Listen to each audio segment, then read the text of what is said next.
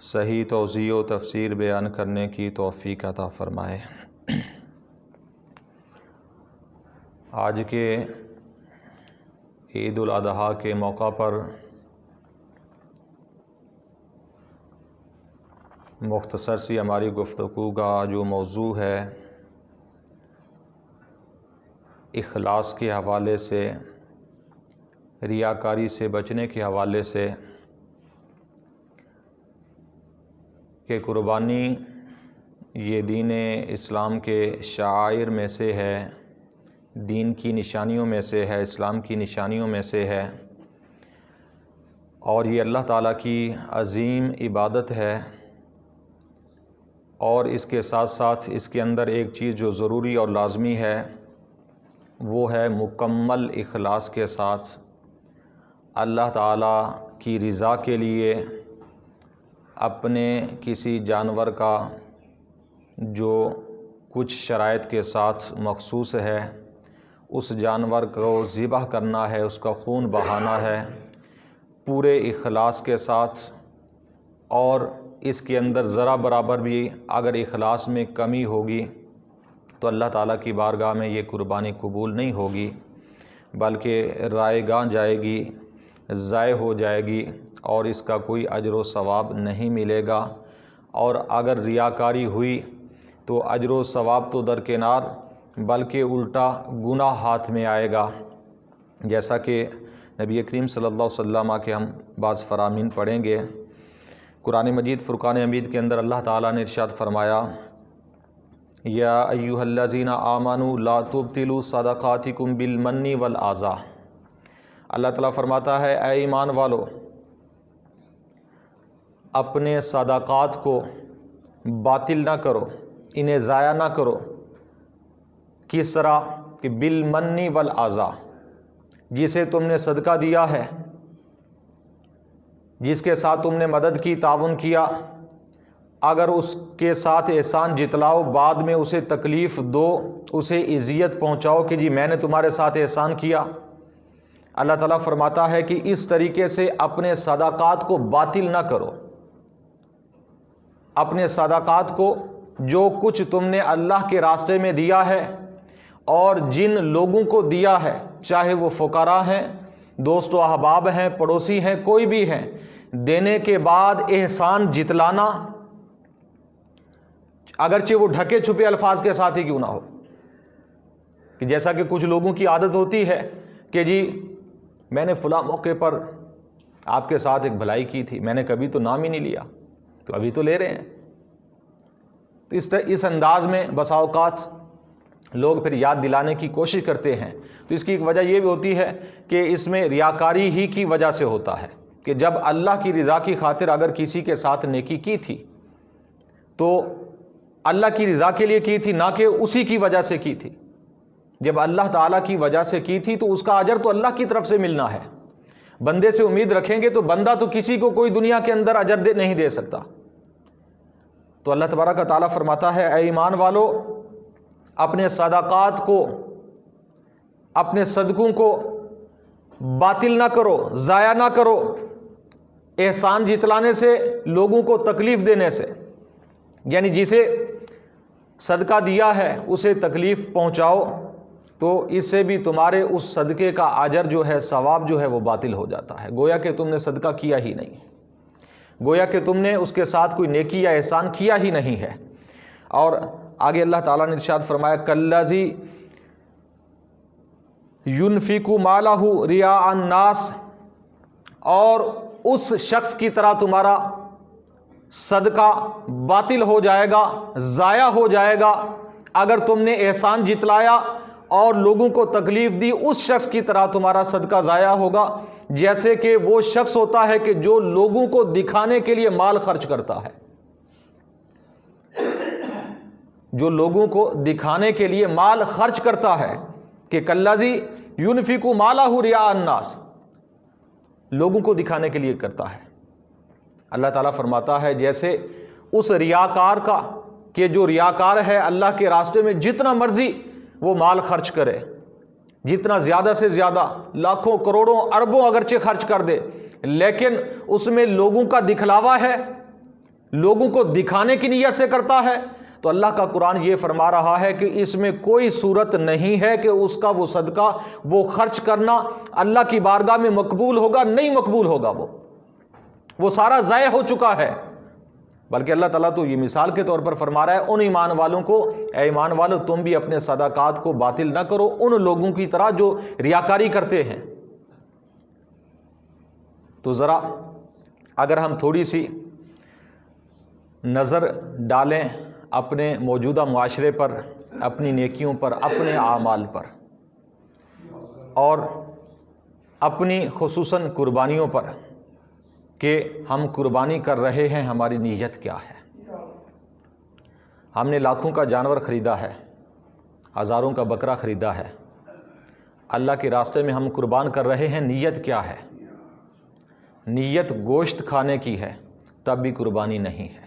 بلکہ یہاں تک فقہاء کرام نے، بزرگان دین نے شرعی مسئلہ بیان فرمایا کہ اگر ایک جانور کے اندر 2 یا 3 یا 5 یا 7 افراد بڑے جانور کے اندر اگر ہیں، اس میں سے کسی ایک کی نیت گوشت کی ہے، صرف گوشت کی ہے، تو اس کی بھی قربانی نہیں ہوگی، ساتھ میں باقی جو 6 ہیں ان کی بھی نہیں ہوگی، اگرچہ ان کی نیت درست ہو۔ کہ جب ایک کی قربانی نہیں تو سب کی نہیں، یعنی اتنا زیادہ معاملہ ہے نیت کا۔ صرف گوشت کی نیت ہے پھر بھی قربانی، کیونکہ قربانی سے مقصود جو ہے، قربانی کا جو مطلوب ہے وہ گوشت نہیں ہے۔ اس لیے تو ہمارے دین اسلام نے فرمایا کہ اگر گوشت مطلوب ہوتا تو پھر سارا وہ خود رکھ لیتے، مقصد گوشت نہیں ہے، اس لیے اسے صدقہ کرنے کا بھی حکم دیا گیا کہ ایک حصہ خود رکھیں، باقی 2 جو ہیں وہ صدقہ کریں۔ اور قربانی کا مقصود اور مطلوب صرف اللہ کی رضا ہے، اپنے رب کو راضی کرنا ہے۔ حضور نبی کریم صلی اللہ علیہ وسلم کا فرمان اقدس ہے، آپ علیہ الصلوۃ والسلام نے فرمایا عید الاضحیٰ کے دن اللہ تعالیٰ کی بارگاہ میں سب سے زیادہ مقبول ترین اور پسندیدہ ترین جو عمل ہے وہ خون بہانا ہے، قربانی کا خون بہانا ہے۔ اس سے بڑھ کر آج کے دن اللہ تعالیٰ کو کوئی عمل زیادہ پسند نہیں ہے۔ حالانکہ بڑے بڑے اعمال ہیں، لیکن آج کے دن اگر سب سے بڑا عمل ہے، سب سے بڑی نیکی ہے ایمان والے کے لیے، تو نبی کریم صلی اللہ علیہ وسلم فرماتے ہیں جو اللہ تعالیٰ کی بارگاہ میں سب سے زیادہ پسندیدہ ہے، آپ علیہ الصلوۃ والسلام فرماتے ہیں وہ قربانی کا خون بہانا ہے۔ اور اس کی فضیلت اتنی زیادہ ہے، آپ علیہ الصلوۃ والسلام نے فرمایا قربانی کے خون کے ایک ایک قطرے کے بدلے میں اللہ تبارک و تعالیٰ ایک ایک نیکی عطا فرماتا ہے کہ گناہ مٹا دیتا ہے۔ اور ایک روایت کے اندر ہے کہ ایک ایک بال کے بدلے میں، اس جانور پر جتنے بال ہیں ایک ایک بال کے بدلے میں اللہ نیکی عطا فرماتا ہے۔ سوال کیا گیا یا رسول اللہ صلی اللہ علیہ وسلم کہ جیسا کہ اون ہوتی ہے بھیڑوں پر، دمبوں پر، ان کے بال تو نہیں ہوتے، آپ علیہ الصلوۃ والسلام نے فرمایا اون کے ہر بال کے بدلے میں اللہ نیکی عطا فرماتا ہے۔ یعنی اللہ تعالیٰ کی رحمت دیکھیں کتنی وسیع ہے، بالوں کا شمار بھی ہم نہیں کر سکتے کہ کتنے بال ہوں گے، یا اون کے جو بال ہیں وہ تو دیگر بالوں سے بھی بہت زیادہ ہوتے ہیں۔ تو اللہ تعالیٰ کا کرم اپنے بندوں پر دیکھیں۔ تو اس لیے چاہیے ایمان والوں کو، مسلمانوں کو، کہ اپنی قربانی کے اندر نیت کا جو قبلہ ہے وہ درست رکھیں۔ ویسے تو ہر ایک عمل کے اندر یہی حکم ہے، کوئی بھی چھوٹی نیکی ہے یا بڑی نیکی ہے، ہمارے دین اسلام کا جو حکم ہے، اللہ رسول کا جو حکم ہے وہ یہ ہے کہ صرف اللہ کی رضا کی خاطر ہونی چاہیے۔ اگر کسی اور کے لیے کی تو وہ ضائع ہو چکی ہے، اس کا کوئی مقصد نہیں ہے۔ بلکہ قرآن مجید فرقان حمید کے اندر اللہ تعالیٰ نے ارشاد فرمایا قل، اے پیارے حبیب آپ ان سے فرمائیں، انہیں بتائیں، انا صلاتی و نسکی و محیای و مماتی للہ رب العالمین، انہیں بتائیں، انہیں سمجھائیں کہ اے لوگو، اے میرے امتیو، میری نماز، میری قربانیاں، حتیٰ کہ میری زندگی اور میری موت، آپ علیہ الصلوۃ والسلام فرما رہے ہیں وہ اللہ کے لیے ہے، اس پروردگار کے لیے ہے، اس رب کے لیے ہے جو تمام جہانوں کا پالنے والا ہے۔ یعنی گویا کہ اللہ تعالیٰ نے یہ فرما دیا ہے پیارے حبیب اپنی امت کو یہ بتا دیں، اس کائنات کے اندر، اس زندگی کے اندر ان کا اٹھنا بیٹھنا چلنا پھرنا، ہر ایک کام دنیا کا، چاہے وہ اس کا تعلق کاروبار سے ہو، دنیا سے ہو، ہر ایک کا تعلق اللہ کی رضا کی خاطر ہونا چاہیے۔ اللہ کے لیے ہونا چاہیے، نماز بھی اللہ کے لیے، قربانی بھی اللہ تعالیٰ کے لیے، حتیٰ کہ پوری کی پوری زندگی کے جتنے بھی اعمال ہیں اللہ کے لیے ہونے چاہیے، حتیٰ کہ بندہ دنیا سے جائے تو بھی اللہ کے لیے جائے۔ اب دنیا سے اللہ کے لیے جانے کا مقصد کیا ہے؟ مفسرین کرام فرماتے ہیں حتیٰ کہ بندہ مومن ساری زندگی دین کا ایسا کام کرے، اعلاء کلمات اللہ کے لیے، اللہ کا نام بلند کرنے کے لیے ہر وقت وہ عمل پیرا رہے، حتیٰ کہ دنیا سے جب جائے اس حالت میں جائے کہ وہ اللہ تعالیٰ کے نام کو بلند کر رہا ہو، وہ اعلاء کلمات اللہ کا کام کر رہا ہو، وہ دین پر آواز اٹھا رہا ہو، دین کا کام کر رہا ہو، اللہ رسول کے احکام کی بات کر رہا ہو، اس حالت سے دنیا میں جائے، جب موت آئے تو بندہ مومن کی حالت یہ ہو تو یہ بھی مرنا بھی یہ اللہ کے لیے ہے۔ یعنی نبی کریم صلی اللہ تعالی علیہ وسلم سے بڑھ کر برگزیدہ ہستی کائنات کے اندر نہیں ہے۔ اس پوری کائنات کے اندر، مخلوق کے اندر سب سے زیادہ برگزیدہ ہستی اگر ہے، سب سے زیادہ متقی اور پرہیزگار اگر ہستی ہے تو وہ ہمارے نبی کریم صلی اللہ علیہ وسلم کی ذات ہے۔ آپ علیہ الصلوۃ والسلام خود یہ اعلان فرما رہے ہیں کہ اے میرے امتیوں، یہ بات یاد رکھنا، میری نماز، میری قربانیاں، حتیٰ کہ میری پوری زندگی اور میری موت یہ اللہ کے لیے ہے، یہ اس پروردگار کے لیے ہے جو تمام جہانوں کا پروردگار ہے۔ تو آج ہماری پوری زندگی تو کجا، ہماری آج جو کبھی کبھار کی نیکی ہوتی ہے وہ بھی اللہ کے لیے نہیں ہوتی۔ آج ہم نماز پڑھتے ہیں، اکیلے پڑھیں نماز تو پھر جلدی جلدی سے، اگر دو چار لوگ آ جائیں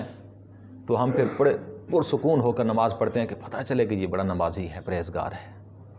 یہ آج ہمارے حالات۔ آج ہم کتنی ہمارے روز کی جو نیکیاں ہیں، ہوتی نیکی ہے لیکن اسے ہم ریاکاری کی نظر کر کے، ہمارے جو ختم جو کراتے ہیں، میلاد کی محفلیں ہوتی ہیں، یہ ساری نیکی کے کام ہیں، اچھے کام ہیں، لیکن جیسے ریاکاری آئی جی لوگ کیا کہیں گے، ختم نہیں کرایا۔ جب نیت یہ ہوگی تو اب اس کا مقصد ہے لوگ کیا کہیں گے، لوگوں کی وجہ سے ہے، نہ ہی اپنے میت کے ساتھ، اپنے والد کے ساتھ، والدہ کے ساتھ، اپنے رشتہ داروں کے ساتھ، ان کے ساتھ کوئی سروکار نہیں ہے۔ ہمیں لوگوں کی پھر بھی فکر ہے، ہم نے اپنی معاشرے کے اندر ناک بچانی ہے، ہم نے معاشرے میں ناک بچانی ہے۔ تو جب ناک بچانی ہوگی، ریاکاری کی نیت جیسے ہی تھوڑی سی آئے گی، اس وقت وہ عمل بالکل تباہ و برباد ہو جائے گا، اس کا کوئی مقصد نہیں ہے۔ بلکہ میرے آقا علیہ الصلوۃ والسلام کا فرمان اقدس ہے، ان یسیر الریاء شرک۔ آپ علیہ الصلوۃ والسلام نے فرمایا تھوڑی سی ریاکاری بھی شرک ہے۔ اور شرک کی پھر دو قسمیں ہیں جو بزرگان دین نے بیان فرمائی، ایک شرک جلی ہے، ایک شرک خفی ہے۔ شرک جلی وہ ہوتا ہے کہ کسی اللہ کے سوا کسی اور کو معبود سمجھ لینا، عبادت کے لائق کسی اور کو سمجھ لینا اور اس کی عبادت کرنا، یہ شرک جلی ہے، اس سے بندہ کافر مرتد ہو جاتا ہے۔ اور شرک خفی ہے کہ بندہ ریاکاری کرے، کسی کے لیے کوئی نیکی کا کام کرے، نماز پڑھتا ہے کسی کو دکھانے کے لیے، کوئی اور نیکی کا کام کرتا ہے کسی کو دکھانے کے لیے، لوگوں کو دکھانے کے لیے، اپنے محلے کو دکھانے کے لیے، اپنے عزیز و اقارب کے اندر اپنی ٹور بنانے کے لیے وہ کام کرتا ہے، تو ایسا کام جو ہے وہ شرک خفی کے اندر آتا ہے۔ شرک خفی، اور شرک خفی کا حکم یہ ہے تمام کبیرہ گناہوں میں سے بڑھ کے بڑا گناہ ہے۔ کبیرہ گناہوں میں سے بڑا گناہ، تمام کبیرہ گناہوں میں سے بڑا گناہ وہ شرک خفی ہے۔ اور نبی کریم صلی اللہ علیہ وسلم کا فرمان اقدس کیا ہے، ان یسیر الریا، تھوڑی سی ریاکاری، تھوڑی سی، زیادہ نہیں۔ یعنی اگرچہ زین کے 90% جو زین ہے وہ اللہ کی رضا کی طرف ہے، لیکن 10%، 5% اس میں ایک ریاکاری کا شبہ ہے، خانہ ہے، تو اس کی وجہ سے بھی وہ نیکی تباہ و برباد ہو جائے گی۔ اس لیے ہمارے تمام بزرگان دین نے فرمایا کہ اگر قربانی کرنی ہے یا کوئی بھی عبادت کرنی ہے، بلکہ فرمایا جیسا کہ تفسیر کبیر کے اندر امام فخر الدین رازی فرماتے ہیں کہ اسی آیہ کریمہ کے تحت وَهَذَا يَدُلُّ عَلَىٰ أَنَّهُ لَا يَكْفِي فِي الْعِبَادَاتِ أَن يُؤْتَى بِهَا كَيْفَ كَانَتْ بَلْ يَجِبُ أَن يُؤْتَى بِهَا مَعَ تَمَامِ الْإِخْلَاصِ۔ فرمایا کہ اس آیہ کریمہ سے یہ ثابت ہوتا ہے کہ تمام عبادات کے اندر، ہر نیکی کے کام کے اندر، کہ مکمل اخلاص کا ہونا لازم اور شرط ہے۔ مکمل اخلاص، ذرا برابر بھی ریاکاری نہ ہو۔ اگر ذرا برابر بھی ریاکاری آ گئی، چاہے قربانی ہے، نماز ہے، کوئی اور کام ہے، نیکی کا جتنا بھی بڑا سے بڑا کام ہے، وہ تباہ و برباد ہو جائے گا۔ اور صرف تباہ و برباد وہ نہیں ہوگا، بلکہ الٹا گناہ ہمارے کھاتے میں آئے گا، نامہ اعمال کے اندر نیکی کی بجائے گناہ لکھا جائے گا۔